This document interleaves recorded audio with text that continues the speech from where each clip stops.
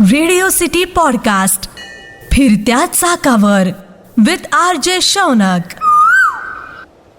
Imagine, तुम्ही इतिहासामध्ये गेलेला आहात. तुम्ही अतिशय भव्य बुरुजावर उभे आहात. तुमच्यासमोर विस्तीर्ण असा दर्या पसरलेला आहे. बुरुज एवढा मोठा आहे की त्या बुरुजावर तुमचा आकार अगदी छोटासा वाटतोय. बुरुजाच्या खाली डोकावल्यावर तुम्हाला खडकाळ भाग दिसतोय आणि त्यानंतर सुरू होतोय तो समुद्र.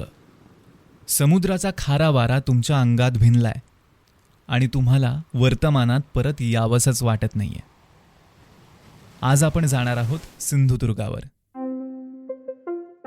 सिंधुदुर्ग, सिंधू सागर म्हणजेच अरबी समुद्रावरून याचं नाव सिंधुदुर्ग असं पडलं. कोकण किनारपट्टीकडे नीट पाहिलं तर आपल्याला कळतं की मध्ययुगीन काळामध्ये अनेक विदेशी आरमारं इथे निर्माण झाली होती. त्याच्यामध्ये ब्रिटिश होते, त्यामध्ये फ्रेंच होते, डच होते आणि सगळ्यात महत्त्वाचं म्हणजे पोर्तुगीज सुद्धा होते.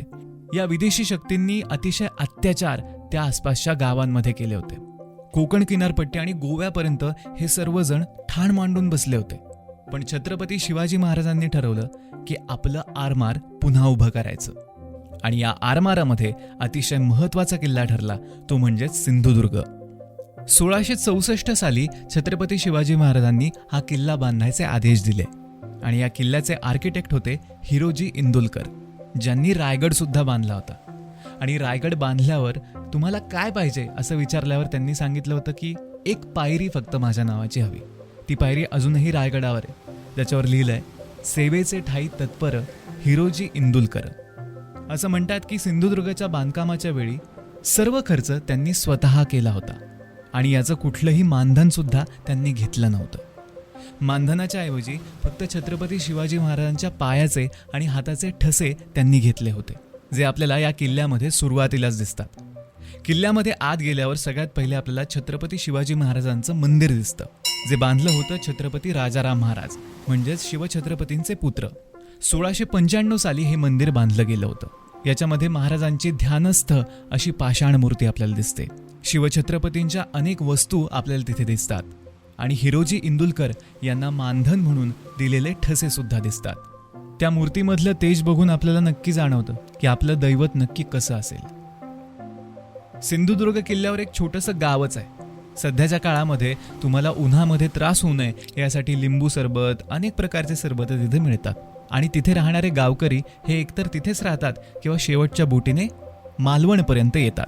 मालवण किनारपट्टीपासून 1 ते 1.5 किलोमीटर आत कुर्टे नावाचं बेट महाराजांनी शोधलं आणि त्याच बेटावर सिंधुदुर्ग हा किल्ला बांधला.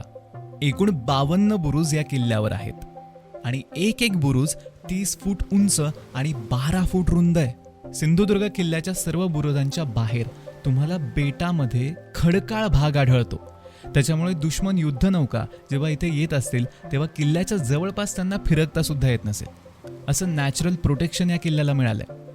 1664 साली या किल्ल्याचं बांधकाम सुरू झालं, म्हणजे आजपासून 360 वर्षांपूर्वी. आणि त्यानंतरच मराठ्यांचं आरमार हे अजून प्रबळ झालं. शेजारीच असलेले गोव्याचे पोर्तुगीज, डच, इंग्रज, जंजिऱ्याचे सिद्धी या सर्वांना या भागामध्ये येणं म्हणजे अवघड गोष्ट झाली. आपल्या रयतेचं संरक्षण झालं. त्यामुळे या दुर्गावर गेल्यावर आपल्या मनामध्ये नकळत एक ग्रॅटिट्यूड निर्माण होतो. सिंधुदुर्ग किल्ल्यामध्ये अनेक मंदिरं आपल्याला दिसतात. त्यापैकीच एक म्हणजे भवानी माता मंदिर. आदिशक्ती आई तुळजाभवानीचं हे मंदिर आहे. छत्रपती शिवाजी महाराजांची ही कुलदेवता, त्यामुळे या मंदिराचं महत्त्व आणखीनच वाढतं.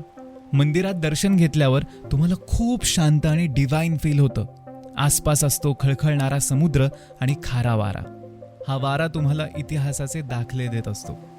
तुम्ही आश्चर्यचकित व्हाल, पण सिंधुदुर्ग किल्ल्यावर 3 गोड्या पाण्याच्या विहिरी आहेत समुद्राच्या मध्यभागी आणि त्या विहिरींना सुद्धा खूप सुंदर नावं दिली गेली आहेत. एक आहे दही बाव, एक आहे दूध बाव आणि तिसरी आहे साखर बाव. या 3 विहिरींमधून सर्व गडावर पाणी पुरवठा व्हायचा आणि अजूनही होतो. आपला इतिहास आहे म्हणून आपण आहोत हे आपण कायम लक्षात ठेवलं पाहिजे. त्यामुळे जेव्हा जेव्हा आपल्याला अशा जागी जाता येईल आपण गेलं पाहिजे. सिंधुदुर्गावरून शेवटची बोट धरून आम्ही पुन्हा मालवणच्या किनाऱ्यावर आलो आणि ठरवलं की आपल्या मित्रांसोबत तुम्हाला सुद्धा आता या किल्ल्यावर जायला सांगायचं. नक्की विजिट करा Sindhudurg. RJ Shaunak signing off. Radio city podcast फिरत्या चाकावर विथ आर जे शौनक.